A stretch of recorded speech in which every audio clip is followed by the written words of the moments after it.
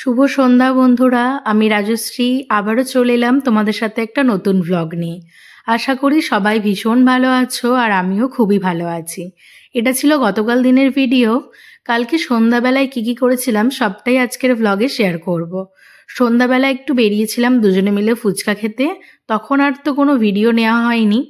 আর গিয়েছিলাম আমাদের বাড়ি থেকে একদম পাশেই একটা মাঠে, সেখানে ফুচকা খেয়ে চলে এসেছি। এসেই এখন বাড়িতে বসিয়ে দিয়েছি রান্না করার জন্য ঘুগনি, কারণ এটা রাতের খাবারই হচ্ছে। ছোটো মা দুপুরবেলাতেই মটর কড়াই ভিজিয়ে রেখেছিল, কারণ বাবা ঘুগনি করতে বলেছিল রাত্রিবেলা। তো সে কারণে ছোটো মা সেই মতোই কড়াইটা ভিজিয়ে রেখেছিল। আমি এখন ফুচকা খেয়ে এসে রাতের রান্নাটাও বসিয়ে দিলাম। এদিকে তো কড়াইটা আমি প্রেসারে একটা সিটি দেওয়ার জন্য বসিয়ে দিলাম। একটা সিটিই দেব, কারণ এখনের কড়াই এতই ভালো যে একটা সিটি দিলেই কড়াইটা খুব ভালো মতোই আর কি নরম হয়ে যায়। আগে যেমন কড়াইকে কি করতে হতো, দুটো তিনটে তো সিটি দিতেই হতো, এখন একটা সিটি দিলেই খুব ভালোভাবে নরম হয়ে যায়। তো ওদিকে এখন প্রেসারে কড়াইটা সিটি দিতে বসিয়ে দিয়েছি, আর তার সাথে সাথে এখন কিন্তু আটাটাও মাখিয়ে নিলাম। বাড়ির সবার জন্যই আর কি করব রুটি, কারণ বাড়িতে সবাই রাতে রুটিই খায়। আর আজকে যেহেতু ঘুগনি হচ্ছে, তাই আমার খুব ইচ্ছা হচ্ছে যে একটু পরোটা খাওয়ার। তো একার জন্য ভাবলাম আর ময়দা আরে মাখবো না, তো ওই আটার লেচিকে দিয়েই আমি রাত্রিবেলা আমার নিজের জন্য পরোটা বানিয়ে নেব। তো দুটো তিনটে পরোটা বানিয়ে নেবো আর বাড়ির সবার জন্য রুটিই বানাবো। তো নিজের জন্য আর আলাদা করে ময়দা মাখলাম না। এদিকে তো পেঁয়াজ রসুন সবই কাটা হয়ে গিয়েছে, পিসিমা রসুনগুলো আরে ছাড়িয়ে দিয়েছিল পেঁয়াজ রসুনগুলো, আর আমি আলুটা কুটে এখন ভেজে নিলাম এদিকে আগে। আর ঘুগনিতে আলু দেবো যেহেতু আলুটাকে আগেই ভেজে নিয়েছি, আর পিসিমাও সব কিছুই ছাড়িয়ে দিয়েছিল। এখন এদিকে ঘুগনিটাও বসিয়ে দিলাম।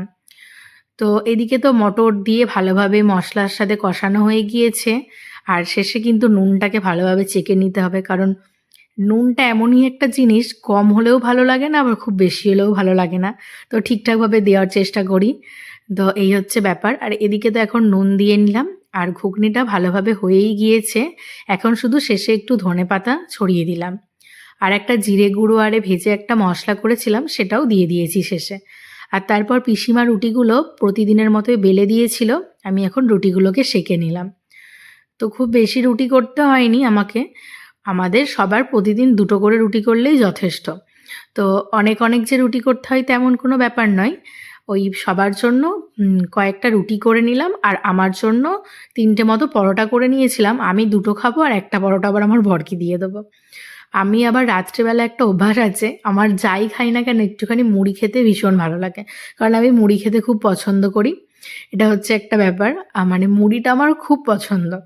এবং মুড়ি খেতে খুব ভালোবাসতাম, বিয়ের আগে আমি প্রচণ্ড মুড়ি খেতাম। এখানে এসে সকালবেলা রান্না করতে করতে আর মুড়ি খাওয়া হয় না, একেবারে ভাত খেয়ে নিই। মানে আমার সকালের খাওয়া আর দুপুরের খাওয়া আমি একবারেই করে নিই, এরকম একটা ব্যাপার। আর সেই কারণে আমি রাত্রেবেলা রুটি খাই কিংবা পরোটা খাই, যাই খাই না কেন একটুখানি খেয়ে শেষে আমি একটুখানি মুড়ি খেয়ে নিই।